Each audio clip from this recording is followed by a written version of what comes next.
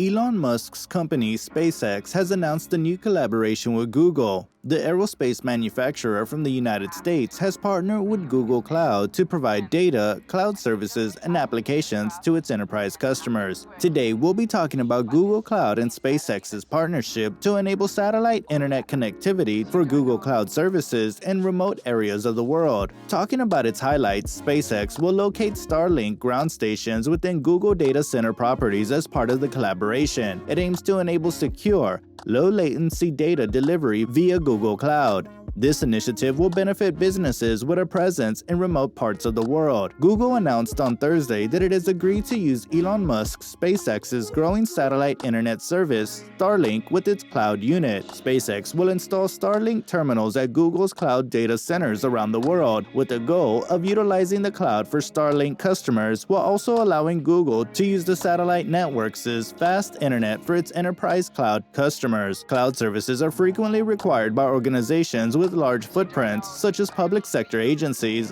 businesses with network edge presences, or those operating in rural or remote areas. Google Cloud will now attempt to leverage Starlink's high-speed broadband internet infrastructure for such activities for its enterprise customers. SpaceX will locate Starlink ground stations within Google data center properties as part of the partnership. The company's over 1,500 low Earth orbit satellites will then enable secure, low-latency data delivery via Google Cloud.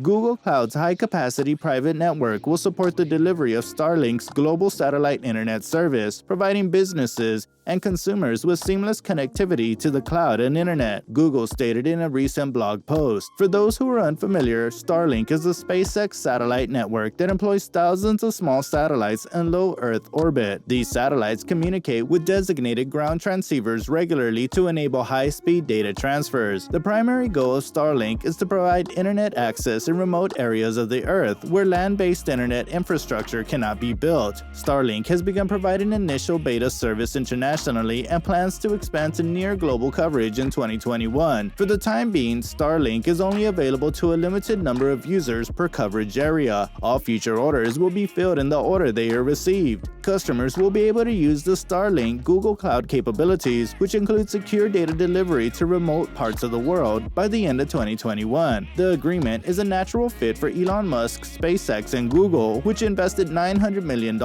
in the space company in 2015 to cover a variety of technology, including Starlink satellite manufacturing. SpaceX has launched 1,625 Starlink satellites so far, with approximately 1,550 currently in orbit. A Starlink beta program that began last year has attracted at least 10,000 users from the United States, Canada, and a few European countries, with at least 500,000 deposits of $100 made by potential customers. Musk's Starlink network faces stiff competition from Jeff Bezos' Amazon's nascent Kuiper project, which aims to launch more than 3,000 satellites in roughly the same orbit as Starlink to provide global broadband internet. The Google-SpaceX agreement gives Google another competitive advantage in its rivalry with Amazon's behemoth cloud services unit, Amazon Web Services. Amazon executives have stated that they intend to use Kuiper internet connectivity to boost the performance of their AWS cloud services. The agreement represents a victory for Google as it seeks to gain market share from Amazon and Microsoft in the rapidly expanding cloud computing market. Investors anticipate that Google's nascent cloud business will drive growth if its advertising business slows. While Google's cloud business accounted for only 7% of parent company Alphabet's total revenue in the first quarter,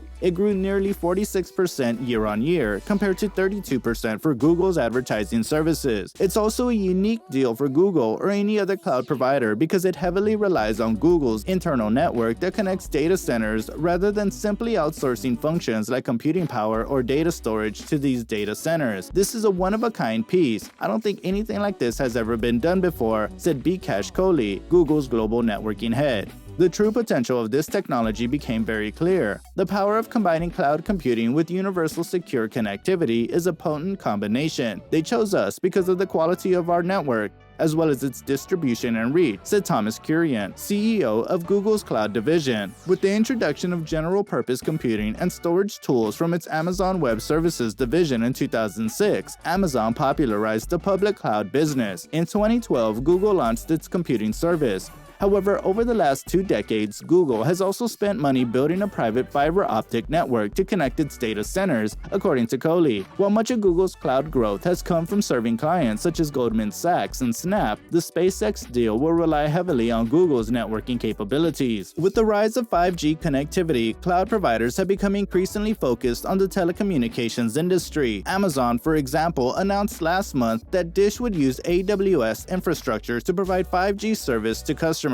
Cell towers are not required in SpaceX's case. Customers' devices will instead communicate with satellites, which will then connect to Google data centers. Customers can run applications quickly inside those data centers using Google's cloud services, or they can send the information to other companies' services that are geographically nearby, allowing for low latency or minimal lag. Data is then routed back through Google data centers to satellites and finally to end users. According to a person who declined to be identified while discussing confidential terms, the agreement could last 7 years. According to Kurian, Starlink's service could be useful for consumers living in areas with limited internet access, as well as businesses and government organizations running projects in remote areas. He anticipates that allowing Starlink to use Google's cloud network will lead to organizations deploying applications within Google's cloud to take advantage of high speeds. SpaceX's Starlink project aims to bring high-speed internet to homes and businesses around the world that aren't wired for it. The company is also looking to target enterprises,